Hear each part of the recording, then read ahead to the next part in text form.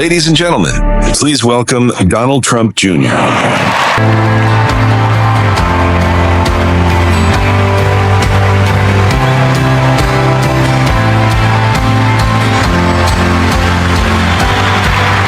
Welcome, everyone.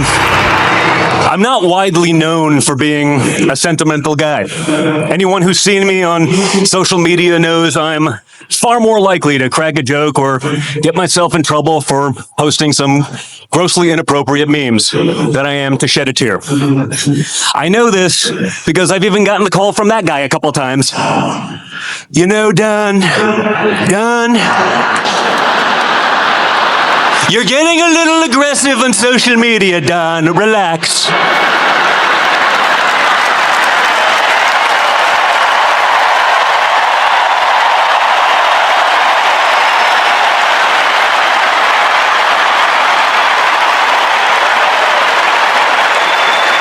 But last week, when I received word that Charlie, who was like a little brother to me, had been assassinated, I was truly devastated. We all were. And we're here today to celebrate the way he lived his life and to remember the way he changed so many of ours. So I want to start where I know Charlie would want me to, with what was most important to him, and that was his relationship with Christ.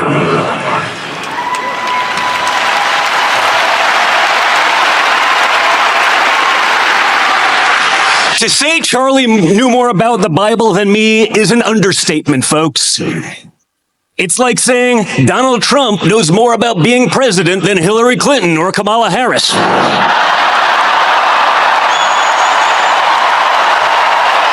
No kidding. But when Charlie was asked in an interview how he'd want to be remembered, he said, "I want to be remembered for my courage, for my faith." And let me tell you guys, those were not empty words.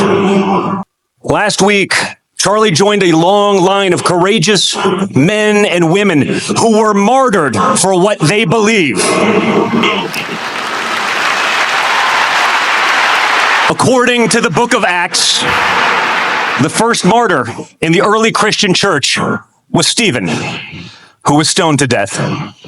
And as Stephen was being killed, he said, "Behold, I see the heavens opened and the Son of Man standing at the right hand of God." Now, there are many times in the Bible where Jesus is seated at the right hand of God, but this is the only time he's seen standing. And while the Bible isn't explicit about this, I like to think Jesus was standing to welcome Stephen, courageous martyr, into heaven.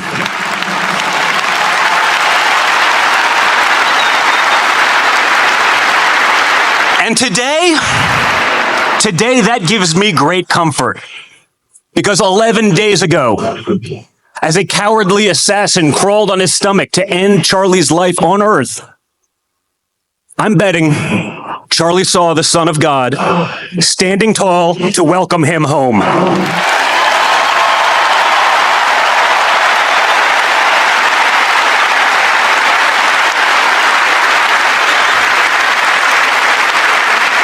I'd be remiss if I didn't mention the greatest treasures of Charlie's heart: his beautiful wife, Erica, and his two precious children. To watch Charlie with his family, the joy on his face, the devotion in his eyes, was to see the gospel lived out. And for me, it was inspiring. And now, in the face of unthinkable loss, Erica has shown extraordinary courage. Not only as a mother, but in stepping forward to carry on Charlie's mission as the CEO of Turning Point USA.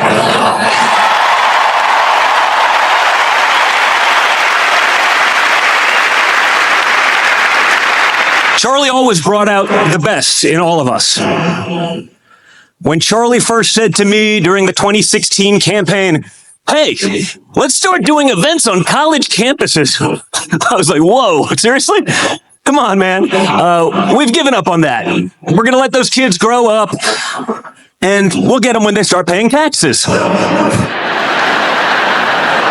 But he convinced me to give it a shot. And there were a couple events that showed just how brave and courageous Charlie was, even as a very young man. At Michigan State University, 5 minutes before we were supposed to go on stage, the state police told us, and I quote, "We can no longer guarantee your safety." Because the left-wing activists, they were going crazy. It was rough. That sounded like a great reason to pack it up and head out. But it was one of the many times that I would agree with Charlie, who said, "No way, we're going out there anyway."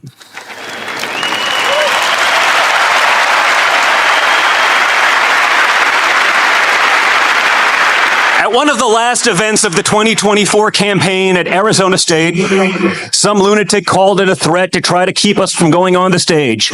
Again, we went out there anyway, without fear. Charlie led the way. His message was clear then, and his message is clear now. We won't back down. We won't be intimidated.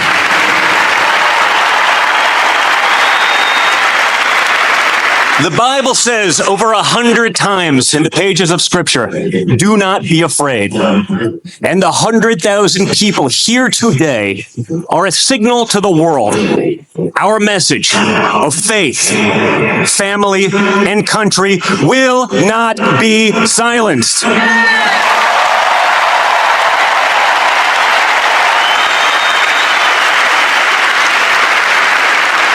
It always amazes me how Charlie chose to use his platform. He had one of the largest microphones in the entire conservative movement. And what did he do with it? Day after day, week after week, he handed it to the very people who opposed him most. The media tried to smear him as some sort of dangerous radical. But Charlie embodied something at the very core of our movement. When people disagree with us, we don't silence them. We don't destroy them, and we certainly don't sink to violence.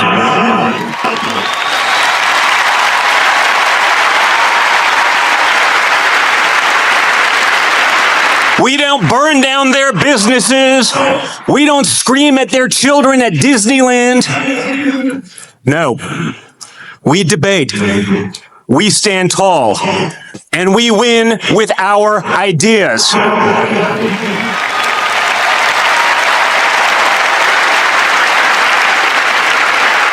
The true extremists are those who would justify and celebrate taking an innocent life over nothing more than disagreement. That is the real radicalism, and we reject it completely.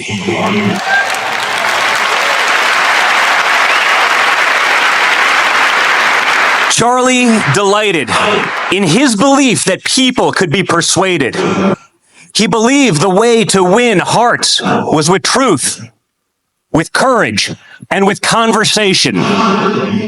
He would always be the first to say, "You are welcome here." And that's what I want to leave you with today. If we're truly going to honor Charlie properly, his loss cannot be the end of the story. His legacy must be that when they took his life, 1 million more Charlies stepped up to fill the void.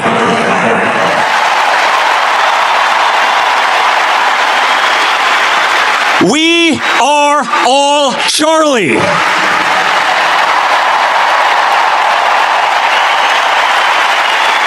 So let's send a message here today, guys. I want to make sure the world hears us loud and clear. Will you surrender? Will you back down? Will you give up in fear? Good. If you're among the millions of people watching today, please see this and know you are not alone.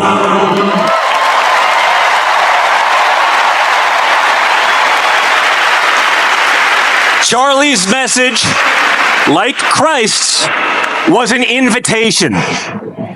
If this resonates with you and you believe American values are worth defending, welcome. If you believe in faith, family, and freedom, then you are with us.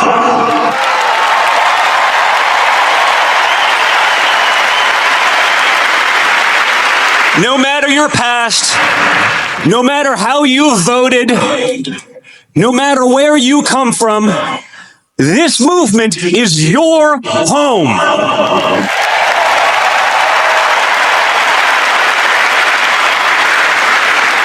If you're not already seated at this table, we have a seat prepared for you.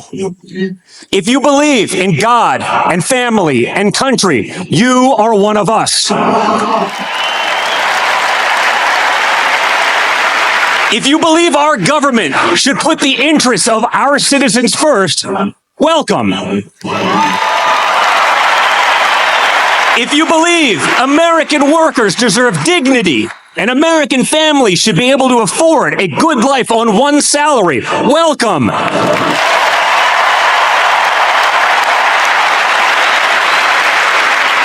If you reject the propaganda of the fake news media, welcome.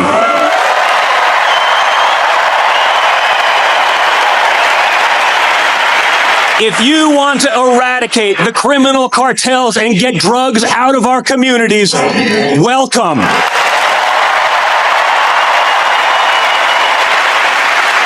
If you believe our best days are ahead and are willing to stand up to make America great again for your children and for generations to come, welcome.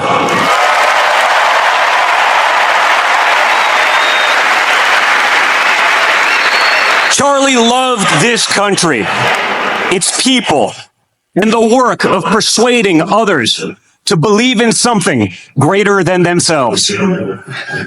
And if we live with that same courage, our legacy, like Charlie's, will live forever.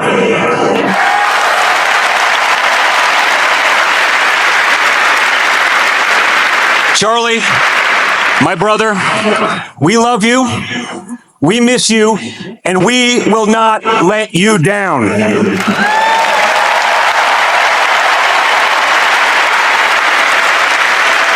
And as the scripture promises, well done, good and faithful servant. Enter into the joy of your Lord. God bless. Thank you so much.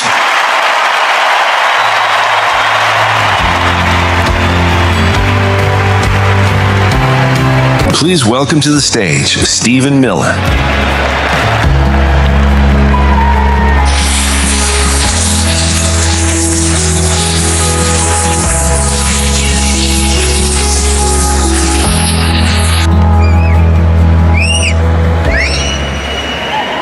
Hello, Turning Point. Hello, Patriots.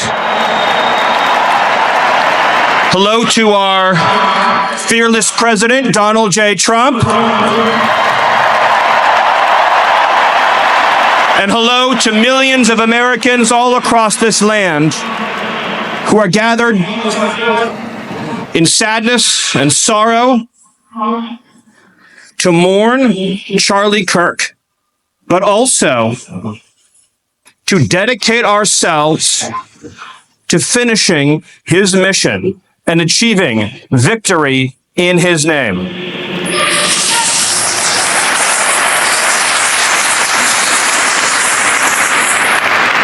The day that Charlie died, the angels wept, but those tears have been turned into fire in our hearts. And that fire burns with a righteous fury that our enemies cannot comprehend or understand. When I see Erica and her strength and her courage, I'm reminded of a famous expression. The storm whispers to the warrior that you cannot withstand my strength. And the warrior whispers back, I am the storm. Erica is the storm. We are the storm. And our enemies cannot comprehend our strength, our determination, our resolve, our passion. Our lineage and our legacy hails back to Athens, to Rome, to Philadelphia, to Monticello. Our ancestors built the cities. They produced the art and architecture. They built the industry. Erica stands on the shoulders of thousands of years of warriors, of women who raised up families, raised up city, raised up industry, raised up civilization, who pulled us out of the caves and the darkness into the light. The light will defeat the dark. We will prevail over the forces of wickedness and evil. They cannot imagine what they have awakened. They cannot conceive of the army that they have arisen in all of us. Because we stand for what is good, what is virtuous, what is noble. And to those trying to incite violence against us, those trying to foment hatred against us, what do you have? You have nothing. You are nothing. You are wickedness. You are jealousy. You are envy. You are hatred. You are nothing. You can build nothing. You can produce nothing. You can create nothing. We are the ones who build. We are the ones who create. We are the ones who lift up humanity. You thought you could kill Charlie Kirk? You have made him immortal. You have immortalized Charlie Kirk. And now millions will carry on his legacy. And we will devote the rest of our lives to finishing the causes for which Charlie gave his last measure of devotion. You cannot defeat us. You cannot slow us. You cannot stop us. You cannot deter us. We will carry Charlie and Erica in our heart every single day and fight that much harder because of what you did to us. You have no idea the dragon you have awakened. You have no idea how determined we will be to save this civilization, to save the West, to save this republic. Because our children are strong, and our grandchildren will be strong, and our children's children's children will be strong. And what will you leave behind? Nothing. Nothing. To our enemies, you have nothing to give, you have nothing to offer, you have nothing to share, but bitterness. We have beauty, we have light, we have goodness, we have determination, we have vision, we have strength. We built the world that we inhabit now, generation by generation, and we will defend this world. We will defend goodness. We will defend light. We will defend virtue. You cannot terrify us. You cannot frighten us. You cannot threaten us, because we are on the side of goodness. We are on the side of God. And to my friend Charlie, to my brother Charlie, I know you are looking at us right now. I know you're watching Erica right now. I know you're watching your children right now. And I promise you, my friend, I promise you, my brother, we will prove worthy of your sacrifice. We will prove worthy of your time on earth. We will make you proud. We will finish the job. We will defeat the forces of darkness and evil. And we will stand every day for what is true, what is beautiful, what is good. And we will achieve victory for our children, for our families, for our civilization, and for every patriot who stands with us. God bless you. God bless Turning Point. God bless Erica. God bless the Kirk family. God bless our heroes. And God bless the United States of America. Thank you.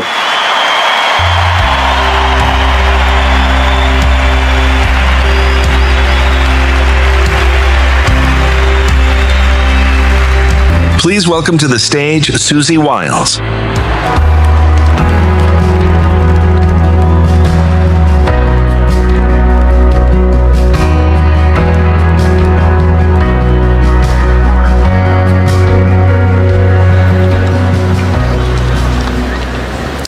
Good afternoon, and what an honor to be here with all of you. Those of you who loved Charlie and love Erica.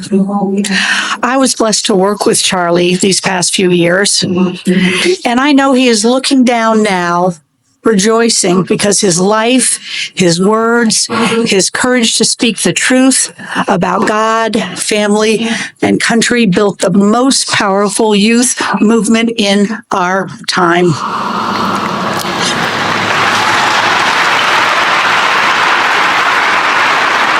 Many of you knew Charlie better than I did, and if you did, you experienced the gift of being lifted by his conviction and his joy.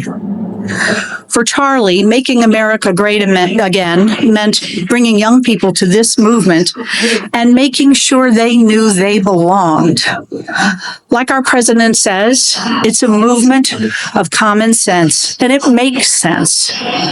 Love your God, love your family, love your country, and help the next generation live into those values boldly. Through Turning Point, Charlie gave us countless young Americans who had their first turning point the moment they decided to stand up, speak out, and make America all that she could be. When the president's 2024 campaign partnered with Turning Point, Charlie did not just promise, he delivered. Charlie and his team embraced the assigned mission completely, and they didn't meet expectations. They shattered them and blew them out of the water. President Trump's victory, winning the popular vote in every swing state, was powered by young people. Most brand new to politics. That was Charlie's army, and he made sure they understood the stakes. They